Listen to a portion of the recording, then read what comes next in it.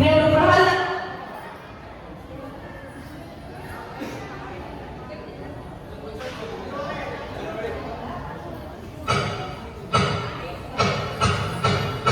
ఓం బ్రహ్మదేవాయ కళ్ళు తెలుగు కసుపుకున్న హిరణ్యకశిప నేను నీ తపస్సుకి ప్రసన్నుడయ్యా.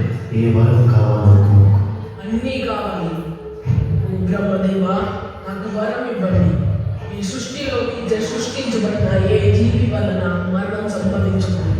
నా మరణం పగులు కానీ రాత్రి కానీ గృహం లోపల కానీ వెలుపల కానీ అస్త్రశస్త్రాల వల్ల కానీ సజీవుల చేత కానీ నిర్జీవుల చేత కానీ నా మరణం సంభవించకూడదు. సమస్త లోకానికి సామ్రాట్ నవ్వాలి, అఖండ శక్తివంతుడు నవ్వాలి. నాకు వరం ఇవ్వండి బ్రహ్మదేవ, వరం ఇవ్వండి. తదాస్తు.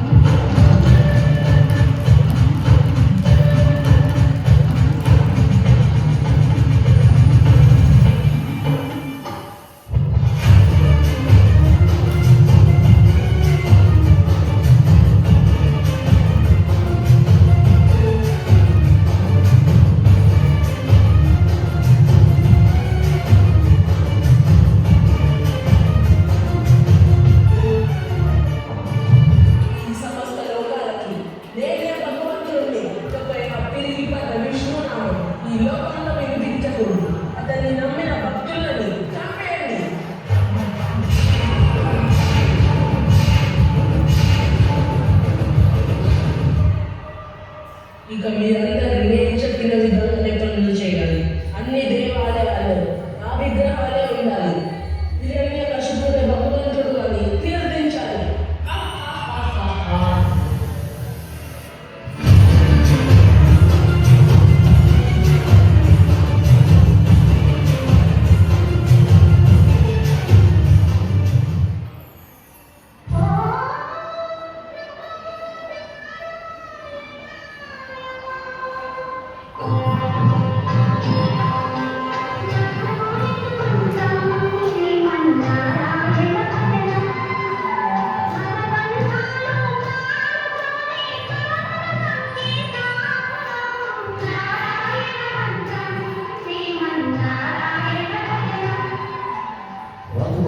మీరు విష్ణువుని పూజించడమా? ఈ విషయం మీ తండ్రి గారికి తెలిసిందంటే అనర్థం సంభవిస్తుంది. మీరు అసురు జాతి కాబోయే మహారాజు. మీరు విష్ణువుని పూజించడం సత్యం కాదు. కానీ భక్తికి జాతితో సంబంధం ఏముంది? భక్తి అనేది మనసుకి సంబంధించింది. పదండి, మీ తండ్రి గారు వెంటనే తీసుకుని రమ్మన్నారు. రాబోయే కాలంలో ఆ సింహాసనం అధిష్ఠించాలి. అసురుల జాతి భవిష్యత్తు మీ చేతిలో ఉంది.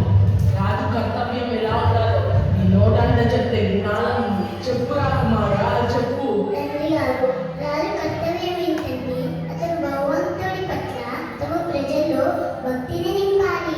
ఆ భగవంతుడే శ్రీ మహావిష్ణువు. ఆయనే ఈ సృష్టికి తండ్రి. ఆపు నీ విష్ణు సూక్తి. ఇకపై నీ నోట నుంచి ఆ విష్ణునామం పలకకూడదు. నీ తండ్రి అయిన నేనే ఈ సృష్టికి భగవంతుడిని. మర్చిపోయావా? ఆ విష్ణువే మన శత్రువు. నన్ను క్షమించండి తండ్రి. నేను భగవాన్ విష్ణుని ఎప్పటికీ నా శత్రువులు స్వీకరించలేను. దయచేసి మీరు భగవాన్ విష్ణువు పట్ల ఉన్న శత్రుత్వాన్ని వదులుకోండి. మీరైనా శరణం వేడుకోండి.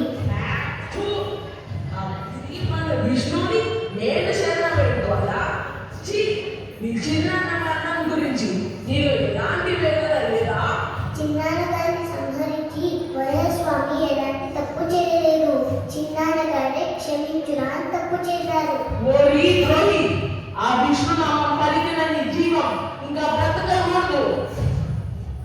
నేను ప్రహ్లాదుడికి మరణదండన విధిస్తున్నాను.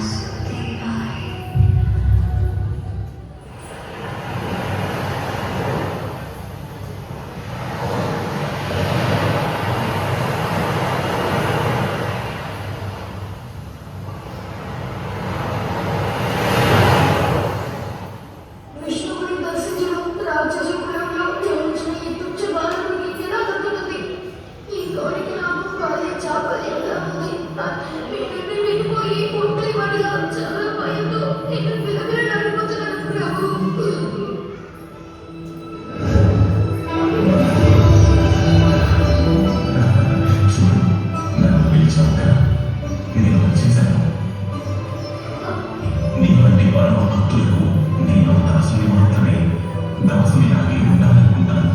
ఎందుకంటే ప్రహ్లాద, నేను నీకు ఆశీర్వాదం ఇస్తున్నాను. ఇక నుండి ప్రతి చోట, ప్రతి వస్తువులో, ప్రతి అంశంలో నేను నీ దర్శనమిస్తాను. తథాస్తు.